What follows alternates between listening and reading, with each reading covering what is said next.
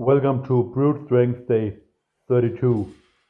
We started off today with some chest to bar pull ups, and after having reached 4 sets of 10 last week, obviously not with the greatest of form, still some leg skipping. I've moved on to doing 4 sets of 5 plus 1 set of 12. So a lot easier work combined, but I get the chance to make rep PRs, which was nice. So um, I did an AMRAP of 12 in the last set. After that, moving on to lateral raises, and these have just become phenomenally strong, despite doing exactly what people tell you not to do with lateral raises. Like keeping your arms straight and keeping moving directly out to the side. Usually, you'll see people keeping a little bit of a bend in the elbow and going in the scapular plane. But this feels good for me, and my shoulder feels perfect, my elbows as well. And on this training, I managed to get 17 reps with 16 kg dumbbells in the first set, which I unfortunately forgot to record. And then I did 3 sets of 8 after, so an AMRAP plus 3 sets of half the reps. For me, this combination works extremely well. I get to go all out, then I get to get in a lot of volume after that, and I can make it harder by slowing it down if I feel like the reps become a little too easy. But usually, I'll actually be um, be closer to failure than you would anticipate when it's 9 reps less, because I have a little bit more arousal for that first set, and I'm focusing more on form on the follow-up sets, so they actually become a little bit hard.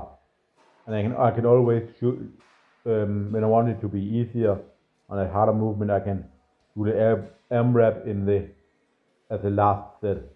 After that, I'm doing these flies here, and the progress I've seen on these has been phenomenal. In general, my lateral raises and my fly movements and my dumbbell press has been incredible progress, because chest used to be my biggest weakness. Like I could overhead press 105 kilos when my bench press was only like 130. So I wanted to bring my chest up, and now I'm doing 24 kilo dumbbells for 18 reps in the flies and approaching 20 reps really fast. I've went up 1 rep every week for 8 or 9 weeks now, something like that, with the 24 kilo dumbbells. So I think it's safe to say that the chest is definitely not a weakness now. One thing I noticed is that when I'm doing the AMRAP set, the first rep could be deeper. So I think when I hit 20 reps and I go up to 28, I'll start very conservative at 8 reps, and I'll focus really on getting as big of a stretch as possible, and doing that all the way throughout, working up to 20 reps with 28 kg. My goal this year is to get um, 20 reps with 30 kilos dumbbells, and right now I think that is actually definitely possible.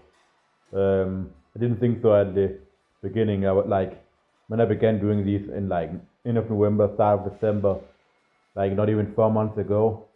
I think what I could do with these was around um, I think like 12 reps with 10 or 12 reps with 16 kilo dumbbells.